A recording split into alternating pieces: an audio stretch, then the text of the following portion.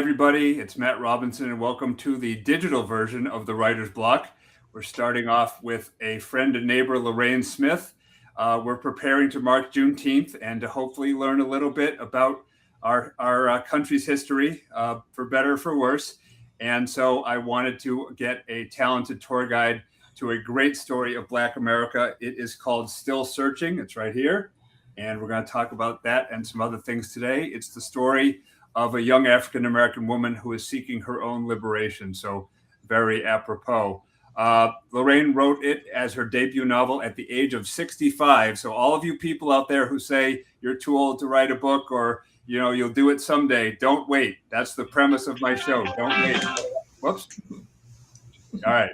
So a little background. Lorraine grew up in Sumter, South Carolina, and now lives in Cambridge, Massachusetts. And this change of venue has given her a unique perspective on life on both sides of the Mason-Dixon line.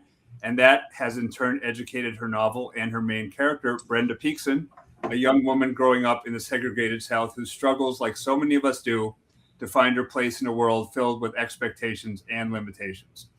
As a communication specialist, Lorraine is also well-versed in being well-versed, and her clarity and sense of style are among the many reasons the book has been so well-received, winning awards left and right, and why I am so thrilled to have her as my guest on the Writer's Block. Long last, I get to say, welcome, Lorraine. Thank you. Welcome. Thank you so much. Thank you for having me. I'm so excited to be here. This is a long time in production, so I'm thrilled. So when did you first fall in love with words? In elementary school, around the 5th or 6th grade, I had one particular teacher who, I was always a creative, little writer, and she saw my talent, and she just said, you have this talent, you have this gift, and so I guess around the 5th or 6th grade, my teacher kind of like appreciated and wanted to nurture and guide me into that writing world, and she noticed that I had the gift, and kind of like said, Lorraine, you got this, so I think you should concentrate on writing. You're really creative. I've been watching and reading your stories and your assignments, and you have that gift. So it was around my elementary school days. Who were some of your literary inspirations, like the authors that you gravitated towards? Nikki Giovanni, love. Even though she's a poet, but she's a writer as well. Of course. B.B. Moore. Okay. B.B. Moore Campbell, I really love her. Omar, Tyree Omar. And later in life, I've really fallen in love with Alice Hoffman and Anne Leary. Okay, all right. So good company. So what got you from the Carolinas to Massachusetts, and what have you found to be like the most profound differences? Was there a culture shock? My family, my dad's side is from Cambridge. So that's my connection. So after college, my grandmother said, why don't you move to Cambridge? If you don't like it, you could always move back home. And I was like, you know what? You're right. So I, went home and I told my mom I'm moving to Cambridge, and she said that you'll be home in a week. I'm like, okay. So if she didn't say anything after the first winter, I probably would have come home after a week or so, but I kept hearing in my head, you will be home in a week. So, me being who I am had to prove her wrong. And, 40 plus years later, I'm still here. So that's pretty much what, got me here was your family. And what was the nature of your communications career? Who did you work with and how, and things of that nature? Well, when I first came to Boston, my first job was a Bay State Banner. And I moved on from there to Channel 7, and I was at Channel 7 for like almost 15 years. And then after that, I moved into the private sector. But that was... The Banner is a very important and great paper. I've actually had the honor of contributing once in a while too. So that's really neat. So how, where did the book idea come from, and how did you decide when it was time to start it? Well, this is a very interesting story. I started Still Searching back in the 90s. And I wrote the book, I wrote the manuscript actually. And I had a breakup. There's always a relationship involved. I had a major breakup, and a lot of people go to Haagen-Dazs or some other method of dealing and coping with the breakup, but I went pen to paper, and it just came out of me. The character Brenda, and her relationships and dealing with life and that sort of thing, and all of a sudden I had a manuscript. And like I said, it was back in the 90s, so there was no computer. So I could push a button and send my manuscript to various publishers. And at that time, during the breakup, I had a newborn. Oh. So I was like, okay. But in the meantime, I said, I have this manuscript and I know it's good. I had a couple of people read it and this, Lorraine, this is gold. I mean, this is great. Yeah. So what I did was, like I said, there was no computer. So I went to the post office and I mailed 60 manuscripts to, various publishers all over the country. Yeah. And I received 60 rejection letters from all over the country. You had new wallpaper for your bathroom, right? Exactly. So I just basically said, obviously it's just not my time. The man upstairs is saying, you have a newborn. Let's concentrate on him, as opposed to trying to, be an author. And I did. I just, put it in the back of my mind, put the manuscript in a cabinet at work, and, went on with life. Fast forward 2014, 15, mm-hmm. I was at work. This little voice said, pull the manuscript out. Wow. Ignored it. Okay. I mean, who wants to be rejected 61 times? Yeah. So the voice kept saying, Lorraine, pull it out. I was like, no, 6 months, a year go by, 12 months, 18 months, whatever. And then eventually I said, okay, because usually when you ignore that little voice, you regret it or whatever. So I pulled it out, dusted off, did some re-editing, sent it out. By this time, I did push a button. Right. I had a computer, Yeah. And I received some, responses, some positive responses. And there were some publishing companies that, hey, we like this. There's something here.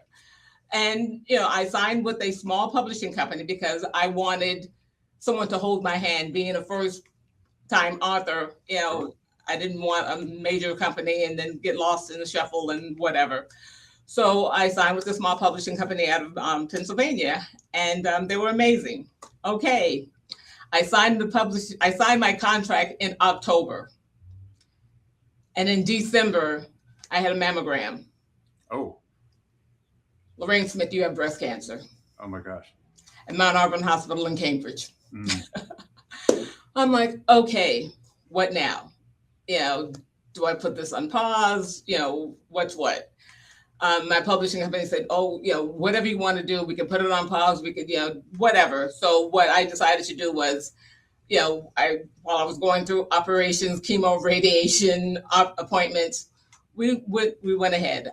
We edited the book, and eventually the book was published, and I'm cancer free, thank goodness. Yay. And so there was still searching. Okay, now we're looking at 2019. The book is doing pretty good. Sales. I'm doing book signings and book clubs and that sort of thing. COVID hit. Mm. I'm like, okay, what's happening?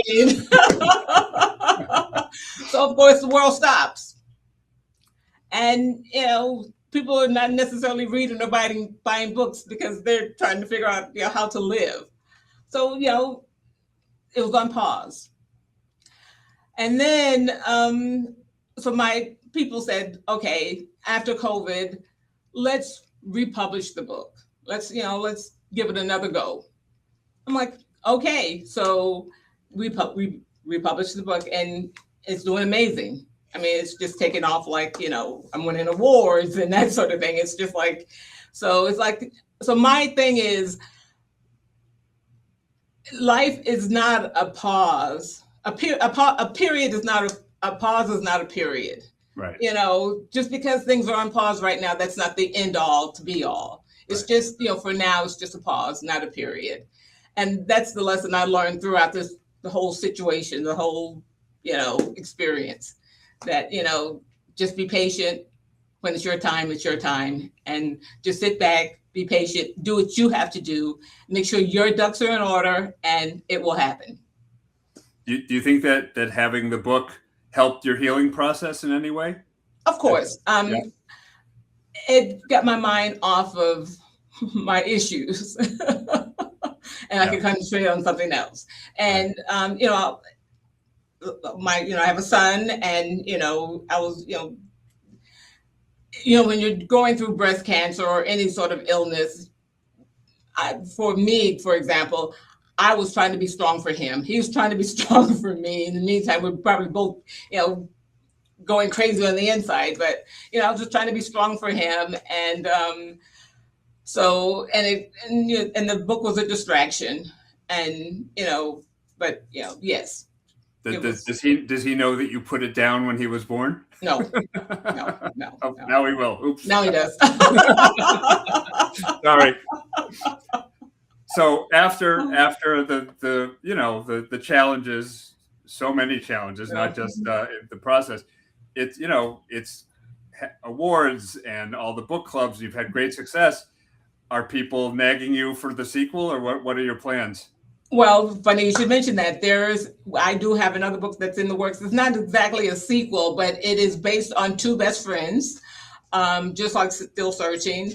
And they're based here, one's in Cambridge. One of the girlfriends, she lives in Cambridge, and the other one lives in Boston. And they met at work on State Street. So they were in the finance world.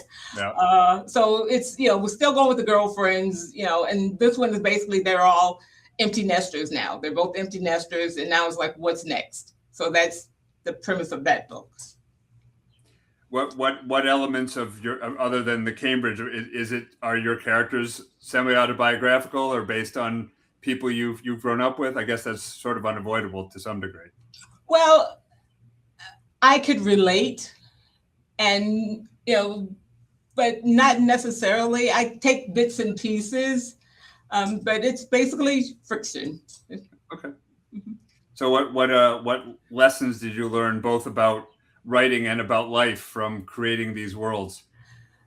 As far as the book Still Searching is concerned, what I've learned is follow your own path.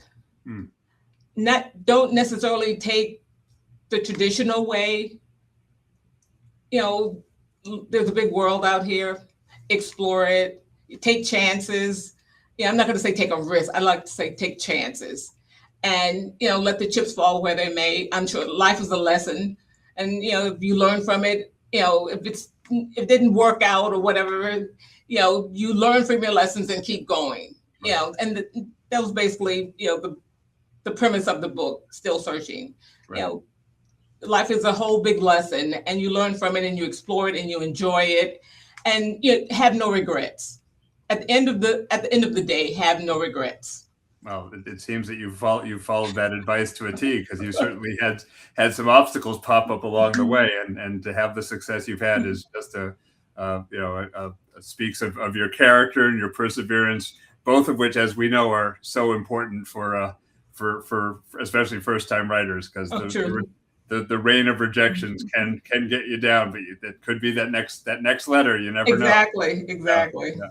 Where's the easiest way for people to find the book and to find out more about you? Well, it's on pretty much every platform. Still Searching, and the Amazons, Goodreads and that sort of thing. And as far as how to contact me is L Smith at LORSM3 at Comcast.net, or was it L Smith on Facebook, Instagram, TikTok. Okay. Wow, you're really embracing all that. Yeah. That's great. It's great. It's the way of the world. Yeah, I mean, it's funny you mentioned mailing mailing envelopes out. I used, when I started as a freelance writer, I was in the Big Brother program, and my little brother would come over. We licked 300 envelopes together and mail them all out with pitch ideas. And now I tell my writing students about that, and like, you used to do what, like typewriter, yeah. Exactly. We've crossed the bridge, but apparently there's no going back. But I miss those days, though. Some days I really do miss those days. A simpler time. Yeah.